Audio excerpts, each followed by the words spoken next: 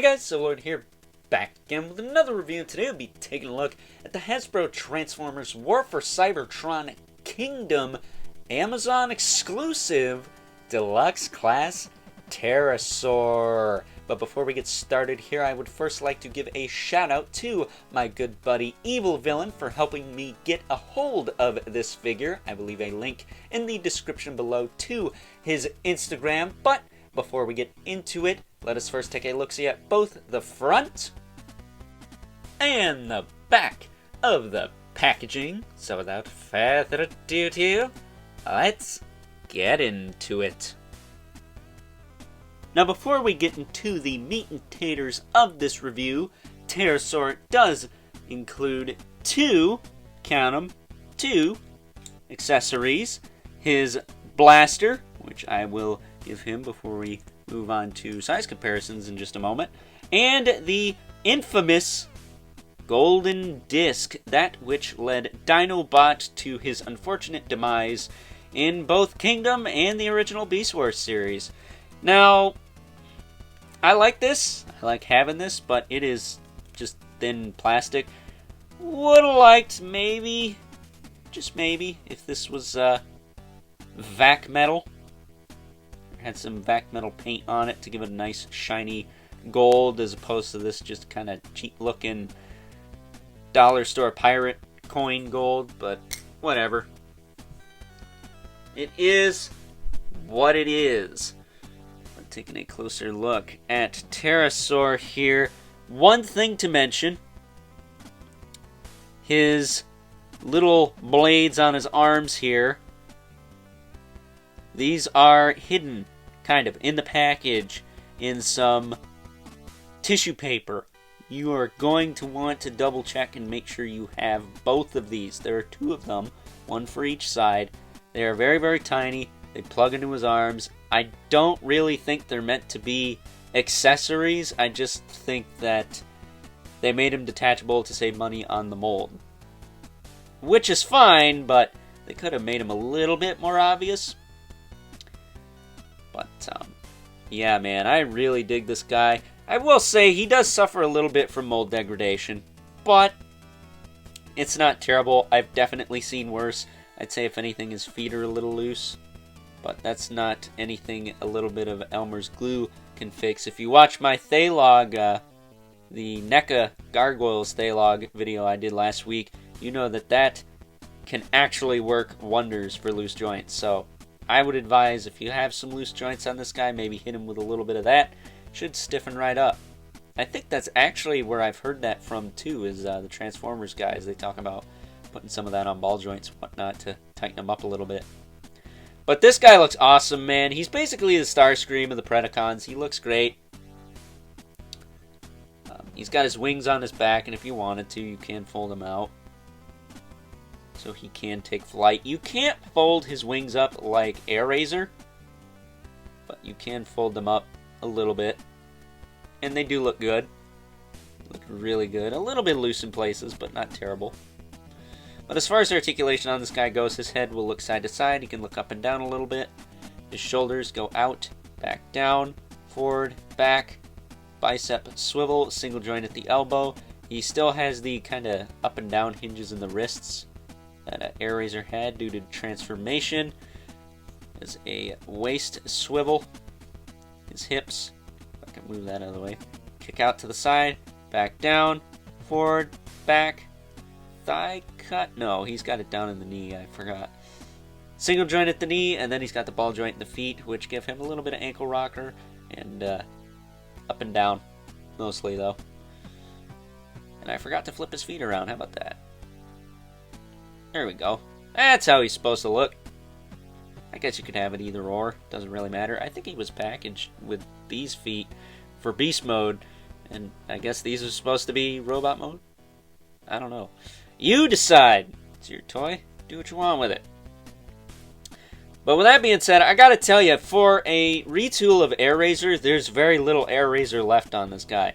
I think the lower legs, the exception of the feet, and the arms are all that are borrowed from that original Airazor mold. So they did a great job at kind of reworking this guy to make him his own bot. I just think they did a really bang-up job, considering what they had to work with. Now, I will mention, he also has little ports on his hips here for you to plug the gun in if you want to have him kind of like a cowboy carrying it on his hips. You can do that too. But with that being said, let's now move on to some size comparisons for robot mode. First up here is Terrorsaur next to a couple other winged characters from Beast Wars, the Deluxe class Waspinator and Air-Razor. Next up here he is alongside a couple of dinosaur characters from Beast Wars, the Voyager class Dinobot and Leader class Megatron.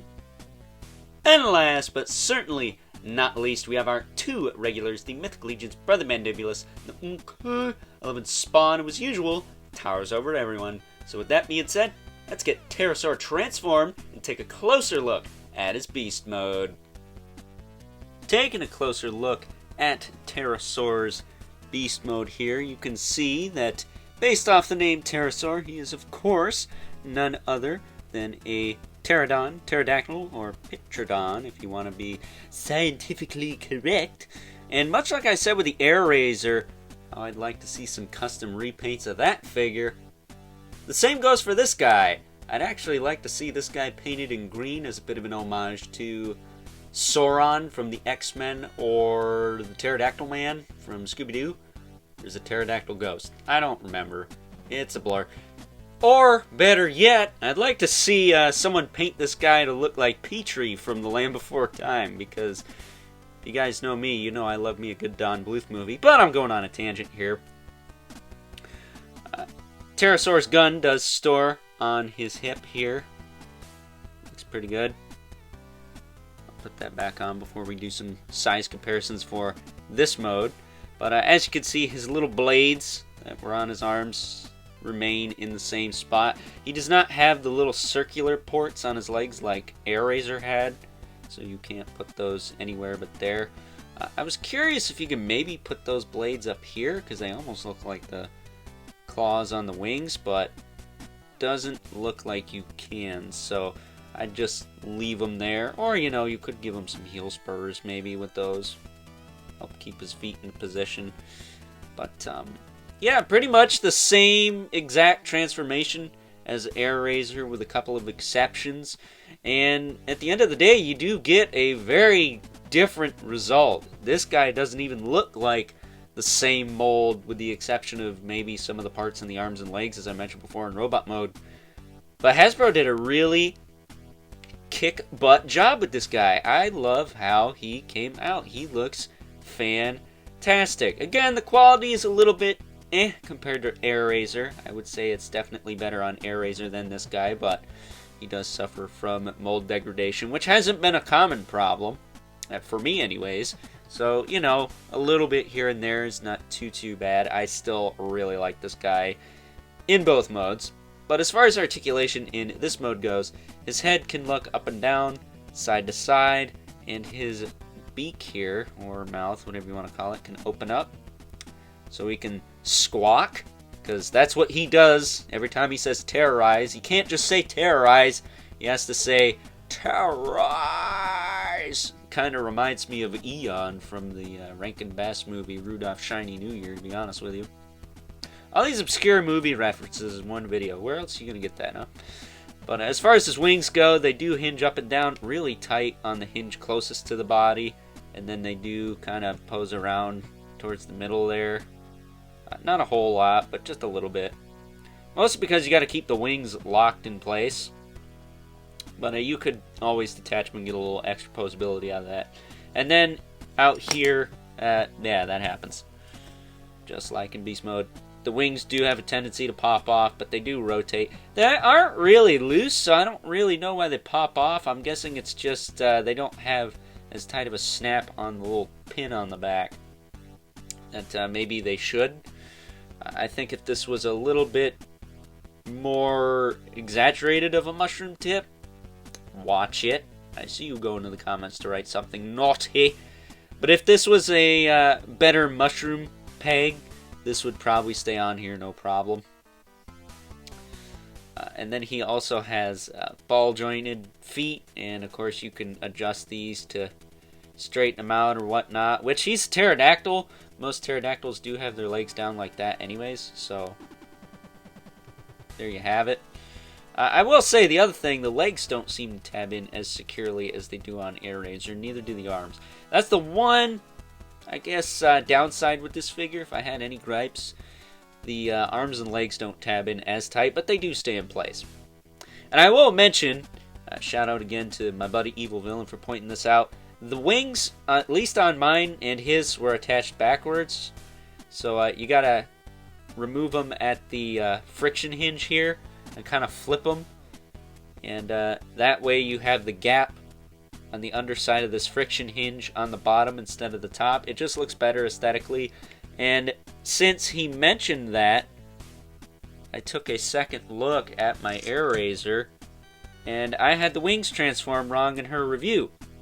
I did not have these lined up correctly. I had them kind of bent downward and whatnot. So, shout out once again to Evil Villain for the heads up on that. We can get this guy standing up here. But with that being said, I'll fold his wings in just so he takes up a little less room here. There we go. With that being said, let us now take a look at some size comparisons for Beast Mode. First up, here is Terrorsaur once again next to the Deluxe class AirRaiser and Waspinator. Next up, here he is alongside the Leader class Megatron and Voyager class Dinobot.